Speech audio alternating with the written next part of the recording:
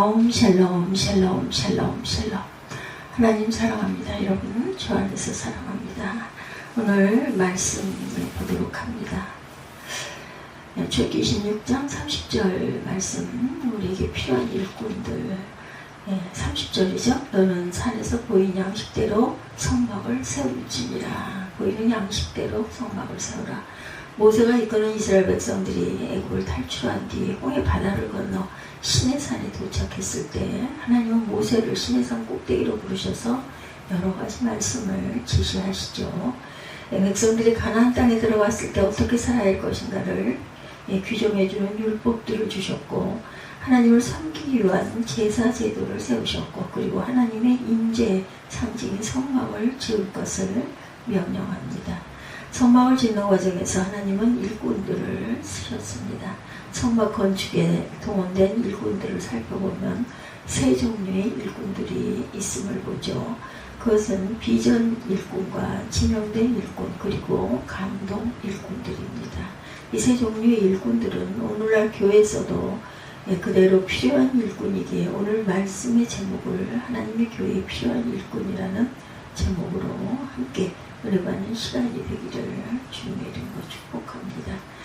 첫 번째 비전 일꾼들이 있습니다. 구약시대의 성막 건축을 전적으로 하나님의 그러한 그 아이디어였어요. 성막의 설계도는 하나님에게서 나왔다는 것이죠. 하나님은 모세에게 성막의 설계도를 보여주세요. 보여주는 것을 계시다 이렇게 말하죠. 그리고 비전이라고도 합니다. 하나님은 성막을 어떻게 지을 것인지 그 크기, 모양, 건축 재료, 그리고 각각의 사용 용도까지 세심하게 설계도에 그려주셨어요. 그 후에 출애굽기 26장 30절에 보면 너는 산에서 보인 양식대로 성막을 세울지니라 이렇게 말합니다. 보인 양식대로 하는 말은 하나님이 보여주신 설계도대로라는 의미입니다.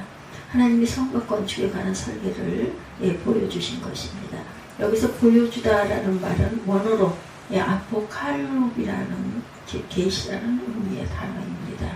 하나님 쪽에서는 하나님의 설계도, 즉 하나님의 비전을 보여주셨고, 모세 쪽에서 그 비전을 봤습니다. 그래서 마음의 비전이 생겼어요. 그것은 모세의 비전이 아닌 하나님의 비전이었던 것이죠.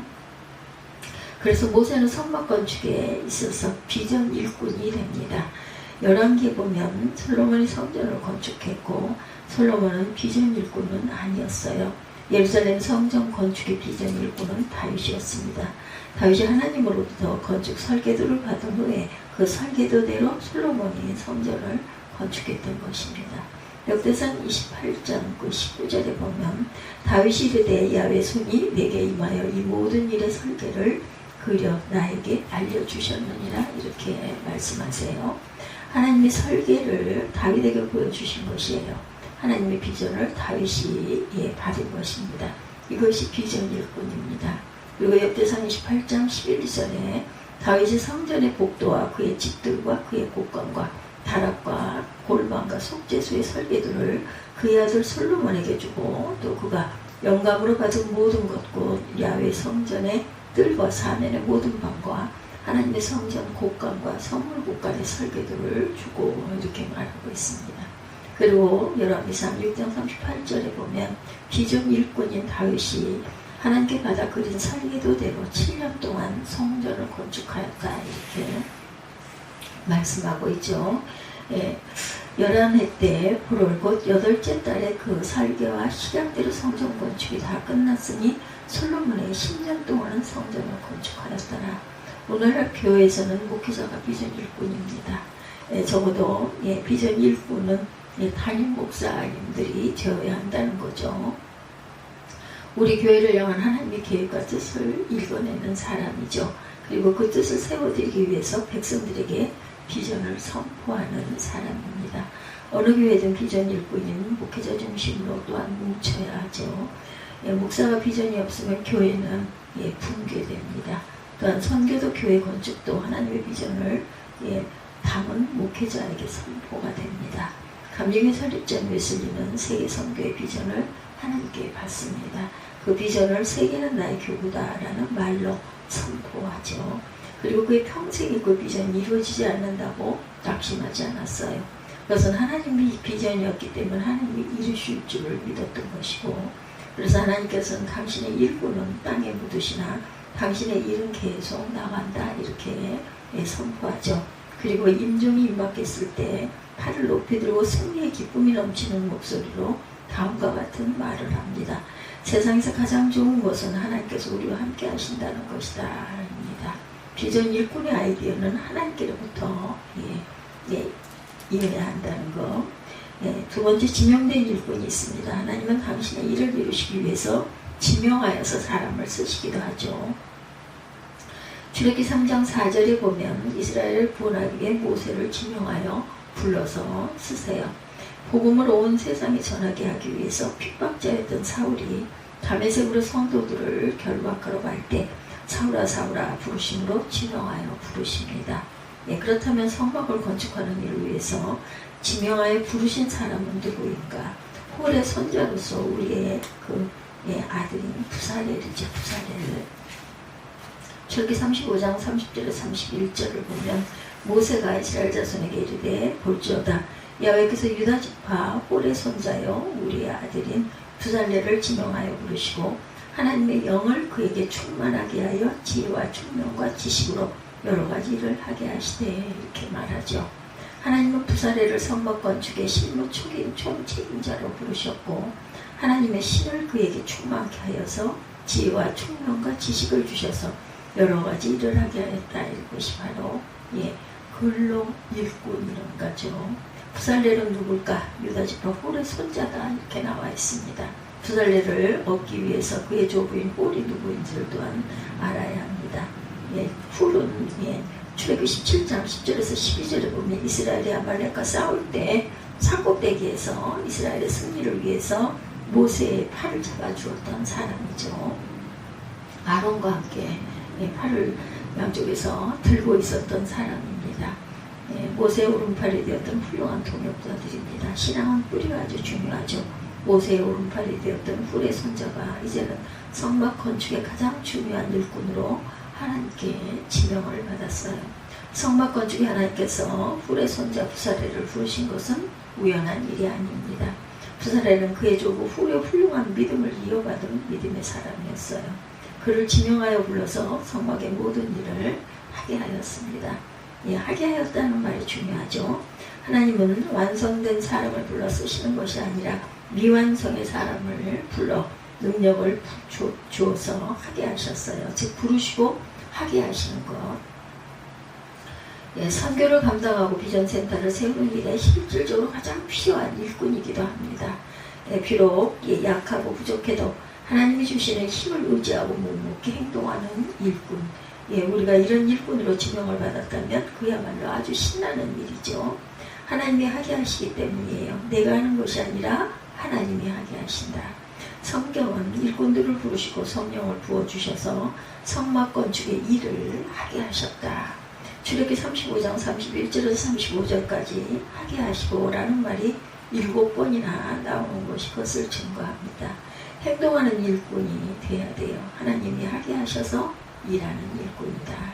감동된 일꾼들이 있습니다. 세 번째, 성막을 건축하는 일은 누구나 한 사람의 일이 아니었죠. 하나님의 비전을 받은 모세에 의해 선포된 비전을 따라 수많은 사람들이 동역합니다. 이들은 모두가 성령에 감동받는 사람들이다. 출애굽기 35장 21절 마음이 감동된 모든 자와 자원하여 모든 자가 와서 회막을 짓기 위하여 그 속에서 쓸 모든 건물을 그것을 위해서 거룩한 옷을 위하여 예물을 가져다가 야훼께 드렸으니 출애굽기 35장 26절에도 마음에 감동받아 슬기로운 모든 여인은 염소털을 실을 뽑았다. 34절에는 그와 단지파 아히사막의 아들 오홀리압을 감동시켜서 가르치게 하시며 그래서 하나님의 이런 성령의 감동으로 해야 하는 것이다. 사람의 생각으로 하려고 할 때 삐그덕거리죠. 은혜가 되지 않습니다. 성령의 감동을 받아서 해야 한다는 것입니다. 성령의 감동받은 사람들이 모두 하나 되어서 일했어요. 그리고 감동을 받은 사람들이 물질을 드립니다. 성막을 건축할 때 엄청난 물질이 필요했어요. 성막을 건축할 때 땅 파서 한 것이 아닌 빚을 내서 한 것도 아닙니다. 백성들이 바친 것으로 모두 다 감당을 하죠. 모세가 성막을 건축하겠다고 선포하자 감동받은 많은 백성들이 저마다 물질을 가지고 옵니다.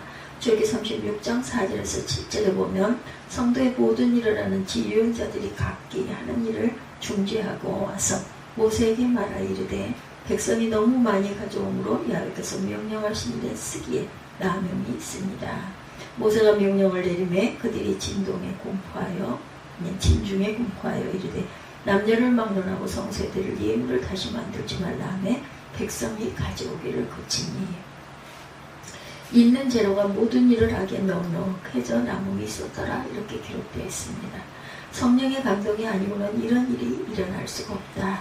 그런데 백성들이 성막을 짓고도 남을 만큼의 그 많은 물질을 백성들이 어디에서 났을까? 하나님이 애굽에서 나올 때 많은 재물을 얻어가지고 나오게 하셨어요. 애굽 사람들이 재앙이 점점 심해지고 마지막에 장자 재앙까지 당하자 배는게 없게 돼요. 빨리 나가달라고 사정하게 된 것이죠. 하나님의 능력이 없어서 10가지 재앙까지 몰고 간 것은 아니었습니다. 그것은 백성들로 하여금 더 많은 물질을 얻어가지고 나오게 하기 위함이었고 출애굽기 12장 31절에서 34절에 보면 밤에 바로가 모세와 아론을 불러서 이르되 너희와 이스라엘 자손은 일어나 내 백성 가운데서 떠나 너희의 말대로 와서 야훼를 섬기며 너희가 말한 대로 너희의 양과 너희 소도 몰아가고 나를 위하여 축복하라 이렇게 말해요. 그리고 출애굽기 12장 36절에도 야훼께서 애굽 사람들에게 이스라엘 백성에게 은혜를 입히게 하사 그들이 구하는 대로 주게 하심으로 그들이 애굽 사람의 물품을 취하였더라 이렇게 말하죠. 하나님의 애굽의 모든 보물을 다 가지고 나오게 하셨던 것이다. 왜 그랬을까? 바로 하나님의 성막을 건축하게 하려는 것이었죠. 너 잘 먹고 잘 살라고 애굽의 모든 물질을 다 내준 것이 아니라는 것이에요. 하나님께서 쓰시려고 그랬다. 광야에서 성막 짓는 데 쓰게 하려는데 목적이 있었습니다. 그래서 광야에서 하나님께 드렸던 것은 모두 결국 하나님의 것이다. 그들은 애굽의 보물을 신입생까지 운반하는 일을 합니다. 그리고 성막을 잘 건축한 이스라엘에게는 가나안 복지를 주셨어요.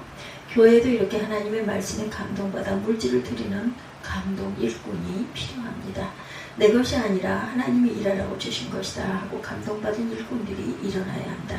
하늘의 보물을 쌓으려고 하신 주님의 말씀에 감동받는 일꾼이 필요하다는 거죠. 성령의 감동에 민감한 사람이 감동 일꾼이 됩니다. 감동받으면 자원하여 섬기고 즐거운 마음으로 드리고 행복해야 합니다. 감동 일꾼이 되어야 될 것이에요. 하나님의 일은 체면이나 의지에 의해서 하면 안 되는 것이고 하나님의 은혜에 대하여 감동받지 않으면 아무것도 내놓지를 않습니다. 그러나 성령의 감동을 받으면 목숨도 아깝지 않은 것이 하나님의 은혜이다. 오늘 하나님의 교회가 아름답게 세워지는 일에 우리가 쓰임받을 수 있다는 것 자체가 하나님의 은혜입니다. 선교를 하고 하나님의 비전을 실현할 비전센터를 짓는 일에 우리 모두가 성령의 감동을 받았으면 좋겠습니다. 감동은 말씀을 듣고 기도할 때 일어납니다. 하나님의 말씀을 들을 때 마음이 강박하게 하면 감동도 안 일어나고 믿음도 안 생겨요. 그리고 신앙도 성장하지 않습니다. 그래서 우리는 기도해야 되죠. 기도할 때 성령이 우리 마음을 만져주시고 하나님의 말씀과 명령의 감동이 물결치는 것입니다. 감동은 말씀을 들을 때 그리고 기도할 때 하나님의 마음속에 주세요. 어떻게 주님의 일을 해야 할지 신실하게 하나님의 뜻을 묻고 응답을 기다려 보십시다.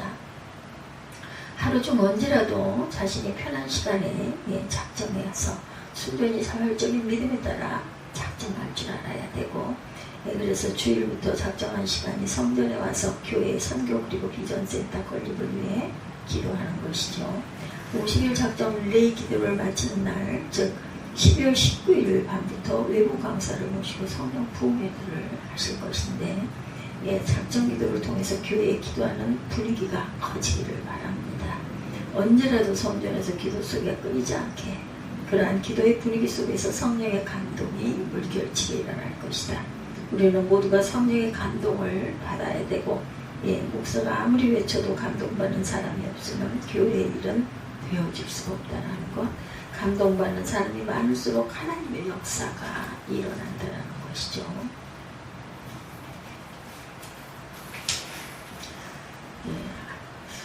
헌금도 감동받아서 해야 하고 봉사도 감동받아서 해야 합니다. 헌신 또한 감동받아서 해야 되죠. 초대교회의 바나바는 성령의 감동을 받아 자기 재산을 다 팔아 사도들의 발 앞에 두었어요. 그로 인해서 교회가 얼마나 은혜가 넘쳤는지 모릅니다. 그러나 아나니아 삽비라는 시기질투와 욕심에 끌려서 자기의 밭을 팝니다. 그러나 욕심에 끌려서 절반을 감추고 바쳤다고 거짓말하다가 저주를 받아 죽죠. 성령의 감동을 받으면 목숨도 아깝지 않아요. 그러나 감동받지 않고 인간의 생각으로 하려고 인색하게 되어서 시험에 넘어지고 만다. 감동받으면 첫째는 즐거움이 생기고 둘째는 자원하는 마음이 생기고 셋째는 헌신하는 마음이 생긴다라는 것을 잊지 않는 저와 여러분들이 되시기 바랍니다. 오늘 출애굽기 30절 피한 일꾼에 대해서